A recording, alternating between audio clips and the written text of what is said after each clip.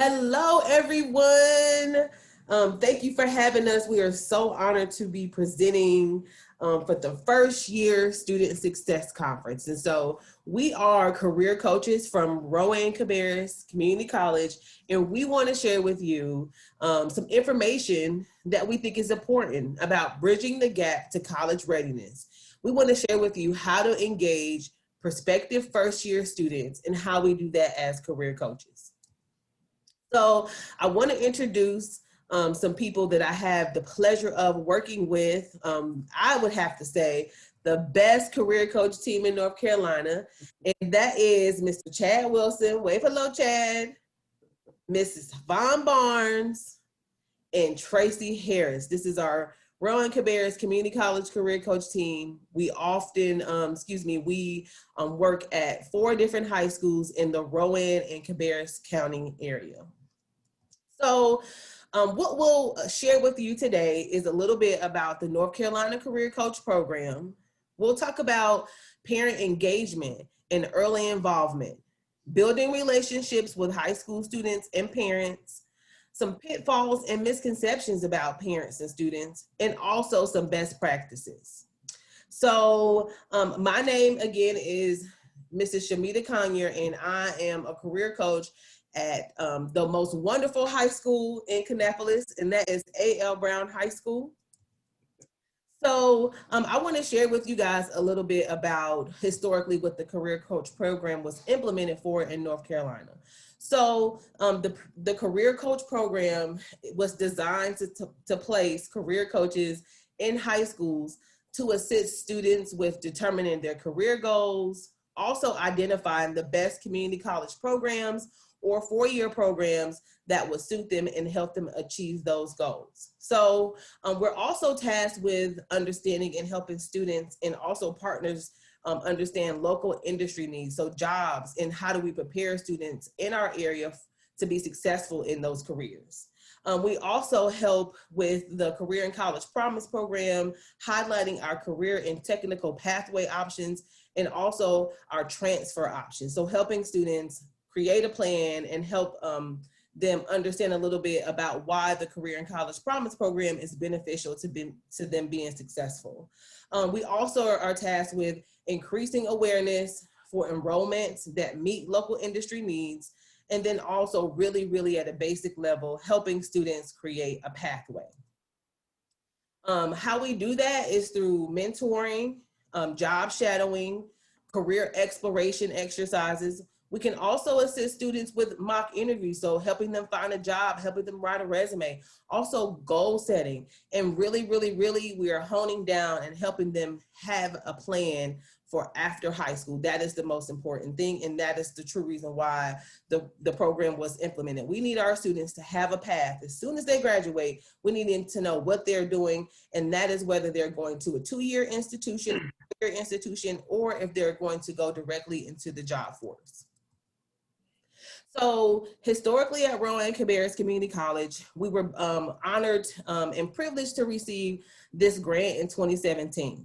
And so we wanted to share a little bit of data about what we've accomplished since then. So we have served 4,724 students. And so that's duplicated, which means we've served them through different areas, and also 2,644 students amongst all grade levels, and that's also through parent interaction and also community outreach. So that is as many students as we've reached, and it's been a pleasure. And as you can see, how those numbers have increased over the years. So if you look back, when this program was implemented at Rowan-Cabarrus, we started off serving about 419 students between August of 2017 and July of 2018. Those numbers increased, as you can see, from the next year, so August 2018 to July in 2019. And really, from 2019 to 2020, that number increased to 48% of students. And now from August 2020 to present, that number has been consistent. So if you can look at the numbers, we started with 0 participation in this program, and we've increased that in just a few years to 48%. So what does that say to us? that career coaches are important in the high school, and it's a program that's needed to fuel students into the community college system, and also to give them a career path, whether that's community college, 4-year, or a career right after high school.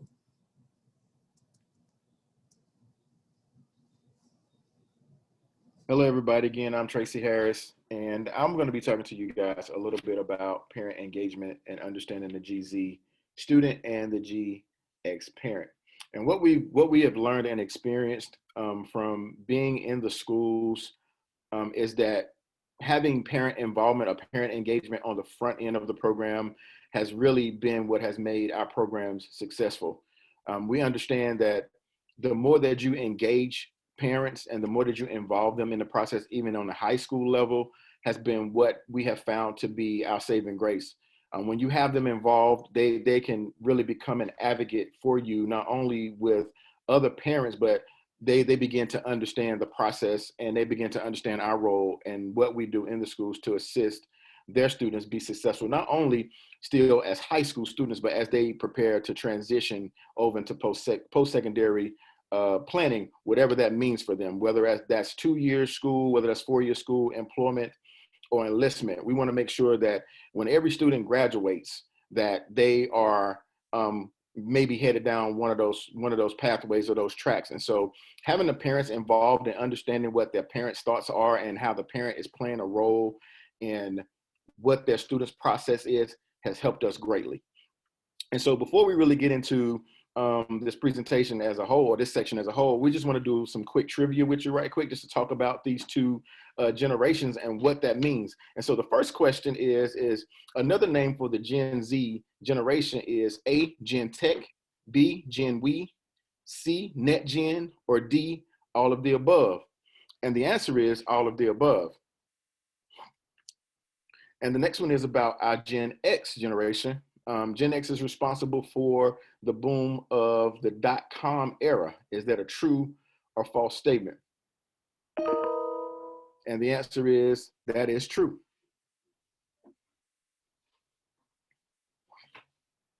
And so when you think about the Gen X parent, before you can really understand how to really serve a Gen Z student, you have to understand the Gen X parent. The Gen X parent, according to this article at Fact Tank News and the Numbers, this is an article about Gen X being known as the America's neglected middle child. And what we have found learning about the Gen X parent is really, really, really interesting. I was actually born in the Gen X generation, so I can kind of relate. But what you find about the Gen X parent, even as these students are beginning to transition, because we're talking about them transitioning into their first year of college.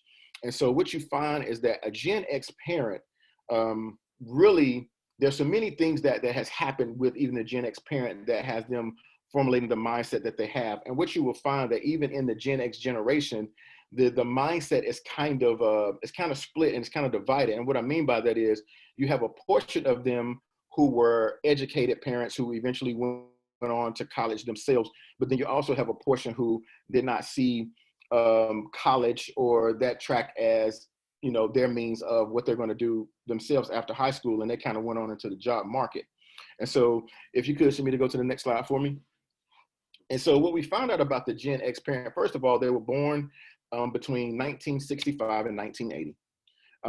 So you kind of find, some of us will even find ourselves in the midst of that gap. And again, let me go back and re-emphasize on the point of how these parents really want to be involved and engaged on the front end of the process when their students coming. And the reason as why is because, first, let's look at this next bullet point. It says they're a generation that has been, they felt betrayed by every large institution. So that means we can talk about any institution. We can even talk about the college themselves or institutions like banks. So these institutions, they don't necessarily really trust because they have felt betrayed by those institutions. The next bullet point, it talks about how they were born and raised as independent or latchkey kids. So this is your generation who was taught at a very early age, hey, they were taught how to, how to care for themselves because their parents were working parents. And so they learned how to go home and, go home from school and unlock the door and go in, and, they learn how to fix their own food and they learn how to really be independent at a very early age. And so they've also became cautious in family, and gradually mellowing in personality. And which leads me to my next one. They're also dedicated to starting and maintaining stable families. And so for a lot of Gen X parents, for them to send their Gen Z student off to a 4-year or away from home, not necessarily to a 4-year university, but to just send them away from home, that kind of upsets their family dynamic and the stability. So they're not as acceptable to doing that now, definitely now, because of some of the things that we're facing as a nation.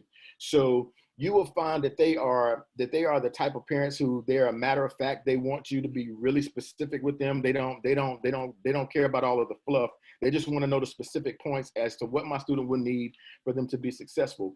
Now, I know, you guys might say, even as advisors, that this thing right here we're talking about, well, when students come to, to college for the first time, you have FERPA laws and all those things that come into play. And yes, that may be the case, but I can guarantee you, if you really want to see success with the Gen Z student, you will want to involve their parents in the front end of the process. And I think as Gen X parents become more comfortable with you, then they will become more comfortable with kind of releasing the reins for their student to be more independent.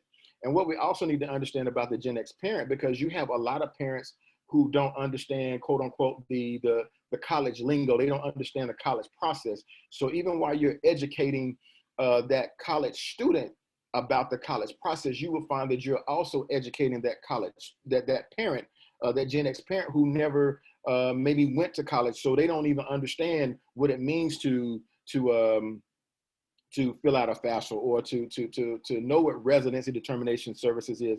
And these are some of the things that, even as career coaches, that we're learning as we are engaging our students and we're getting them prepared to enter secondary training and college and things of that nature. We're learning that we're also having to educate the parents on that. That does not make them ignorant, but they just don't know the process. And so the more that you educate them and make them feel comfortable in that process, they will feel more comfortable with entrusting their student to you. So next slide. So what do I need to know about the Gen Z student? Well, the first thing we need to know about the Gen Z student is because they were born 1995 to 2009. But the one thing that's really significant about this generation of students is they've never known peace. This generation of students, like the first bullet point says, they were born on or around 9/11. They were raised in post-Columbine, the Great Recession, the housing market collapse that affected their Gen X parents. They've also encountered some bioterrorism, where they talk about, anthrax and things of that nature. And now they're having to deal with COVID-19. But much like their Gen X parent, you'll find that even this generation's thought process is kind of split down the middle as well, where you have those students who are really go-getters. But as a whole, when you look at the Gen Z generation, they are a very resilient group of kids because they have encountered so much trauma and so many different things. They've learned how to adapt and still how to be able to move forward. So you will find a different thought process even in the Gen Z student. You will have some of them who are really go-getters and they're ready to go off to college, and though their parents don't want to release the reins, they're ready to be independent in that process. They're ready to go forth and do things. But then you have some that are very hesitant about it, and because of all the things that have happened, they're a little bit more skittish about moving forward. And so you find yourself kind of having to help guide them along in a process and surround them with just as much support as you can. But that does not make them by far slow students. They are very resilient. They're very smart students. This is also a generation who's become a little bit more money conscious. They're learning to save money. When we looked at some of the statistics, even for students who are coming into college for the first time, for us, that thought process was different. We were going to school because we were looking at it from the standpoint of, how can I go to better myself? How can I go to get the education that I may go forward? But when you look at the Gen X parent and the Gen Z student now, the Gen X parent wants to know that above all, if I send my student or my child to this institution, I first want to know that they're safe, and two, that their basic needs are met. So the thought process is totally different now because of that. And so what I want to do before I transition on is just want you guys to understand. Now you can understand why, as advisors, you may have that parent who may still be sitting in their student session, and that student may be 23 or 24 years old, and you're wondering, why do I have this parent still advocating for this grown student? It's because of the parent mindset. And I think this is going to open up and help you guys to understand greater how to service the Gen Z student. And I think that you will find that as you involve that Gen X parent, and that Gen X parent becomes more comfortable with you, and more comfortable with the process, you will find that they will relinquish the reins of their student, and they will feel more comfortable with their student being able to kind of navigate a little bit more independent. My name is Chad Wilson. I'm currently the career coach at South Rowan High School, and I kind of come at this from a little bit of a different aspect.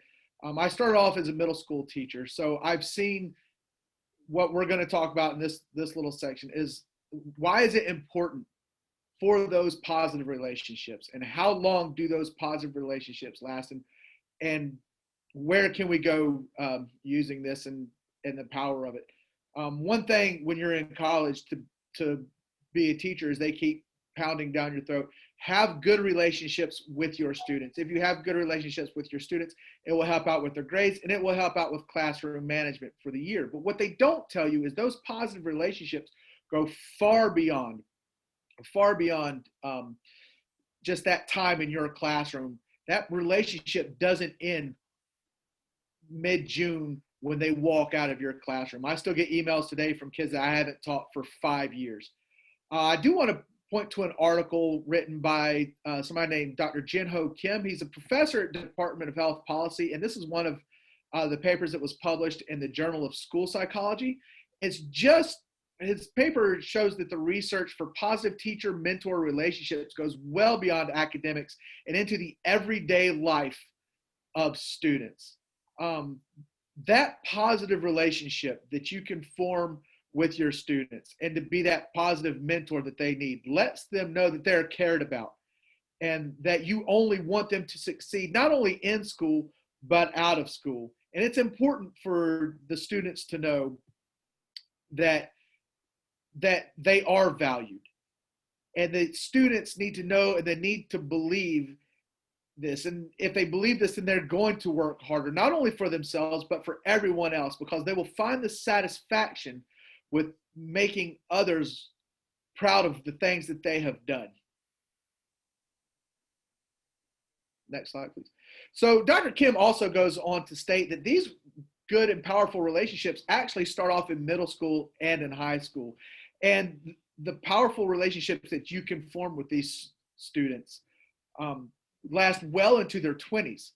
It's also been a study by the American Psychiatry Association, that these positive relationships will last into their mid-20s. And how they found this out is they took two siblings. One sibling had a positive relationship in high school or middle school with a teacher or a counselor or some type of administrator, and the other one did not. And what they found out is that the student that had the more positive relationship had better physical health, better mental health. So this just, again, goes to show that what happens in the classroom and the influence that you can have as an advisor, as a counselor, as a teacher, or as a career coach lasts long after they put that cap and gown on and walk across the stage as a high school student. It actually stays with them as they move on to college, where they'll get tassels and they'll get ribbons, and hopefully it'll last even further into college where they'll get hoods.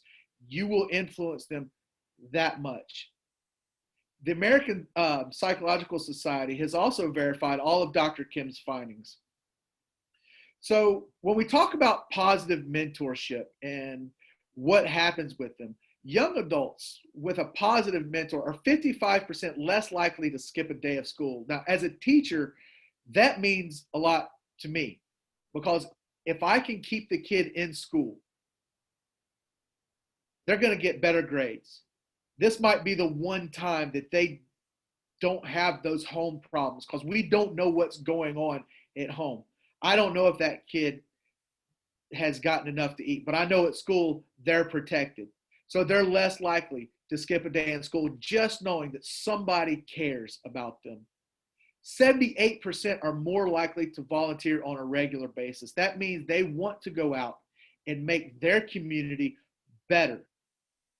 90% are interested in becoming a mentor themselves, which again, that lets you know that they understand the power of positivity. And 130% more likely to hold a leadership position, all because of a good relationship. Now, one thing that needs to be understood is that relationship for these incoming college freshmen, they might revert back and want to go talk to their high school counselors, because you have to understand that they're going to change counselors many times throughout their college career. They're going to have their undergrad counselors, and then once they get into their area, their major, they're going to get another counselor. So it might be hard to build up that trust. So they're going to probably go back and want to talk to somebody from their high school. But that's that power of positivity helps by doing this. These are the references if you would like to do a little bit more research on the subject of positive mentoring and the impacts that it can have. These are 4 excellent articles that I recommend, so feel free to look them up. Hi, I'm Yvonne Barnes. I am also a North Carolina career coach for Rowan-Cabarrus Community College, and I currently serve North Rowan High School.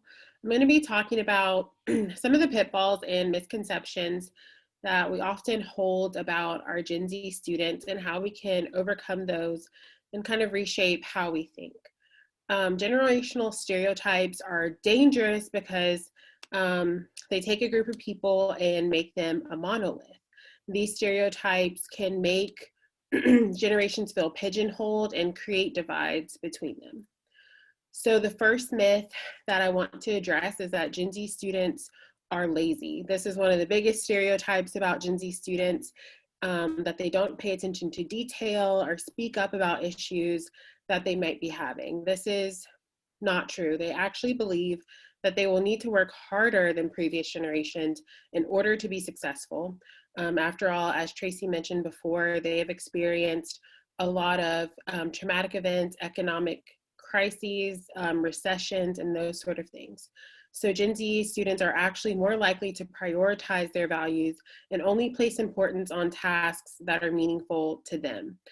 This means that they are not huge proponents of busy work and can tap out easily if they cannot find value in what it is that they're doing or the career path that they're pursuing. Gen Z students who are born in the digital age are well-breathed in online social media communications, but often lack the soft skills needed to navigate higher education in the career world face-to-face. In order to combat this stereotype, as advisors and student support workers, we can practice proactive and intrusive advising. This will allow students to seek assistance from someone that they have built a meaningful relationship with before problems arise, and hopefully learn the soft skills that they need along the way. Placing emphasis on professional communication, both through technology and face-to-face interactions, can help Gen Z students navigate formal interactions and learn how to appropriately advocate for themselves, which researchers have found is something that they really lack. And much like being lazy, another myth is that Gen Z students are unmotivated. This is another common misconception, and it is also not true. Unlike previous generations that prioritized hard work and often glamorized overworking to the point of exhaustion, like I'm sure many of us have experienced in the past year with everything that's been going on, Gen Z students tend not to subscribe to these societal demands. Instead, like I mentioned before, they prioritize their own wants and needs and are less likely to overwork themselves. This means that they're going to opt for credentials and short-term certifications that can propel their career and success without lengthy time spent in classrooms or accumulating debt. So this means as community college staff, we are most likely to see a lot more Gen Z students coming to speak with us about how they can earn a short-term credential or training or degree that can really set them up for success. Gen Z students, researchers have found, are actually terrified of debt from what they've seen siblings, relatives, or their parents go through, and the strain of excess debt and how it keeps them from achieving their goals. It could be buying a house or anything. They are really fearful of falling into that same way and will seek out ways to be successful without that. So as I mentioned, you may find more Gen Z students in your office who are looking to save money and seek out those high earning degrees with short-term stays. This also means that a lot of our students show an increased interest in CTE pathways. So nursing, welding, cosmetology, dental assisting, the list goes on. They can go straight into the workforce or onto a four-year school with thousands of dollars saved and a higher earning potential. So when working with Gen Z students who may seem unmotivated, it is important to remember what their priorities might be. Focus on holistic advising and taking their long-term life goals into account and their personal preferences about work, lifestyle, and happiness. The third myth about Gen Z students that we hear a lot is that they are entitled. This is also not true. Gen Z students are a generation that are more connected than ever before. They've never known life without a digital presence. And while it may seem that they are constantly on their phones or devices, it's not just all entertainment. They have a wealth of knowledge and insight right at their fingertips. They're more in tune with things that previous generations were afraid to talk about. So mental health and the importance of prioritizing and honoring their thoughts and feelings. This means that they are not only exposed to the intimate details of a myriad of different lifestyles, but they are also motivated by those that they see create wealth from virtually nothing. So think about Uber, Airbnb, or more often we see our students who want to be YouTubers or social media influencers. So unlike previous generations where we were taught to sacrifice a lot for wealth or to be successful, they've seen success accomplished without those sacrifices. And a lot of times, obstacles and trials in social media are kept behind the scenes, Instagram versus reality mindset. So this means that they are less likely to stick with career paths that cause heavy mental stress or compromise their happiness. To those around them, this can be seen as entitlement. As previous generations, as I mentioned, were taught to work so hard and to overwork. So as advisors, we can combat this pitfall by recognizing their priorities, aligning them with career paths that really emphasize and play on their strengths, and then work with them to give them tools that leverage their weaknesses and how to utilize those for other opportunities. And the last myth that we hear a lot is that Gen Z students are know-it-alls. And as I mentioned before, they don't know a world without advanced technology. So many of us grew up without the tech conveniences that we have today, or at least we can remember a world without our smartphone or with dial-up internet, or even before that. So much of the world and the general answers that we may have had, that information is right there for them. They can ask Siri or Alexa or Google or whomever and receive an answer almost instantly. They've grown up with misleading news information and have had to learn how to research and find the importance in figuring out how to form their own opinions and not just listen to what everyone else around them says or tweets or posts on their Instagram story. And because of this, they value individuality and people honoring their thoughts and their opinions being heard. So they do not take well to being told exactly what to do without any direct input in the decisions that are being made. And I feel like this is really important when we're working with advising our students, because we often do have career pathways that are laid out. So giving them the opportunity to give input into their own future is really going to go a long way. So as advisors, we can stay open to their creative ideas, take the time to view them holistically, take in what matters to them and their perspective of the world. This will help understand how and why they're motivated and why they make the decisions that they choose to make. And as you can see here, the references. So if you want to check out these amazing articles that really dive in deeper to advising our Gen Z students, I feel like this is really important because while they may just seem like harmless stereotypes or things we mentioned to coworkers after a bad advising appointment or a student that we really struggled with, at the end of the day, we're changing the way we view our students by eliminating these stereotypes and challenging them. We're changing the way we view our students and how we work with them. And by doing this, we can transform not just their advising experience, but we can create these meaningful relationships that are proven to go such a long way. The high school students that we work with as career coaches and send off to post-secondary institutions and the workforce are the future. And together we can create the world that we want to live in by how we address them and work with them.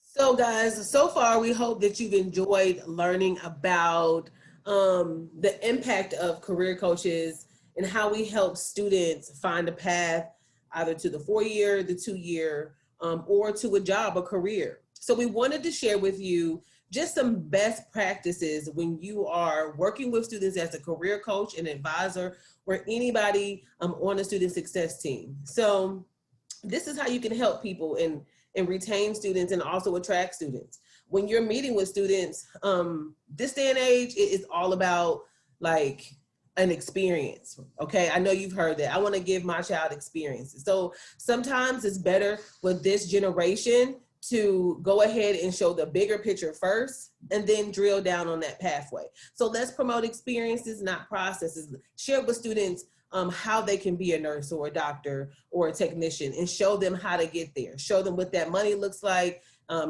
provide them with tours, show them the industry that they're interested in, and then show them the process. We'll be more successful that way.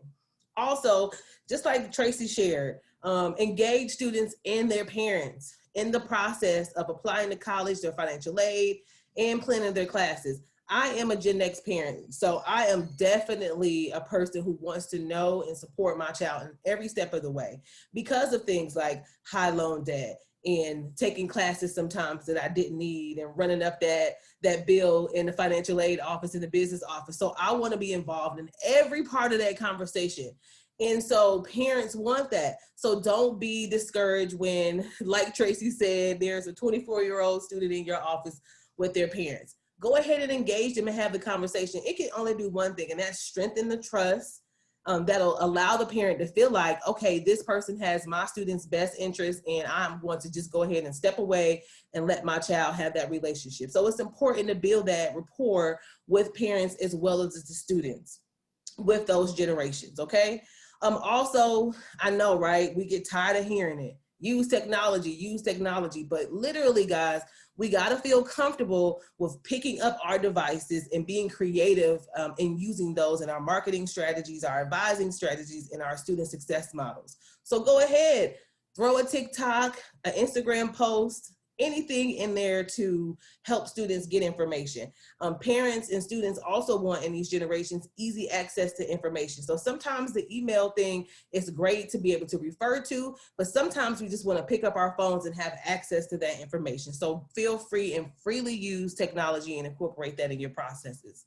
Also, personalized experiences. So when students are transitioning to college, sometimes we just want to see, like Chad mentioned, that familiar face, that relationship. So let's personalize those experiences when we're transitioning to college. Have those conversations.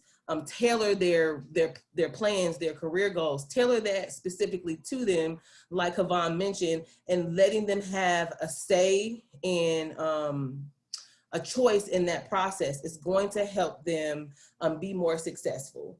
And lastly, we cannot forget to incorporate and stress the importance of mental health. We have to put that at the forefront of our minds, especially in this virtual learning environment. We know that people are struggling and we have to put that in the forefront. So utilize those counselors in the high schools, utilize the wellness centers or the counseling program in your colleges, and let's help the whole student. Let's serve the whole student and not just parts of them. Let's make sure that when they leave us, that they are fully successful holistically.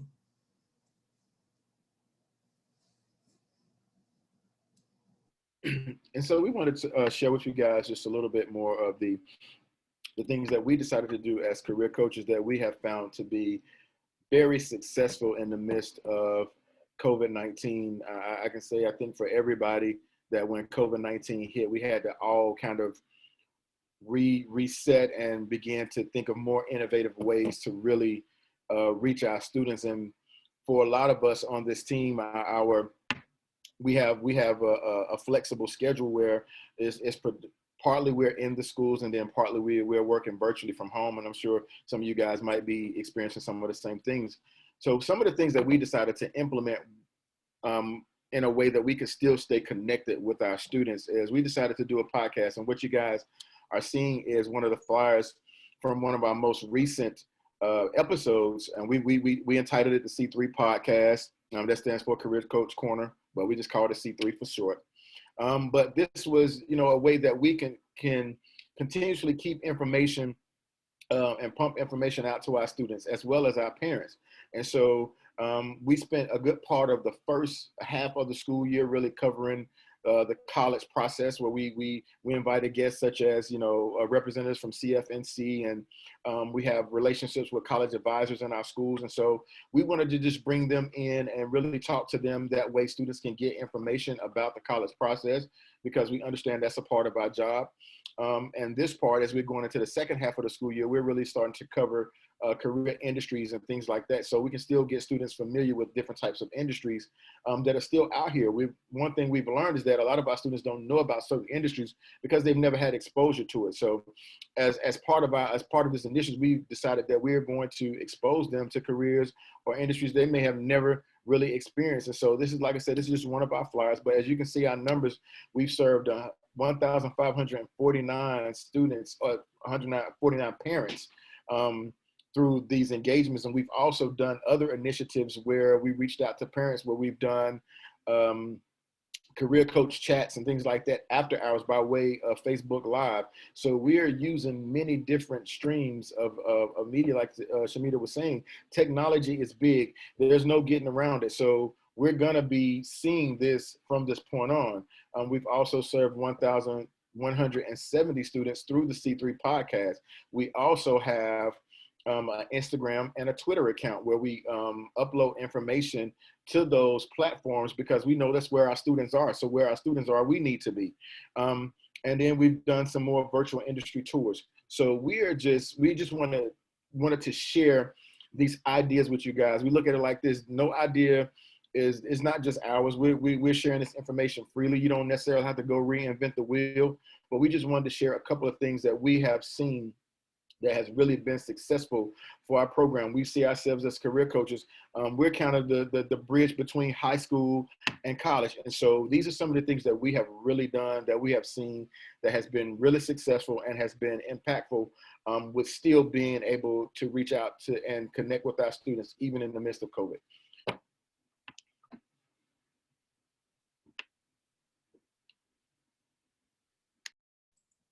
So guys, we just want to thank you for allowing us to share our best practices as career coaches. We hope that you can incorporate this in some of your programs across the state of North Carolina. Help us set the bar of which career coaching should look like in our area. Also, we just want to thank our wonderful institution and our leaders at Rowan-Cabarrus Community College for allowing us to have this time to share. Thank you.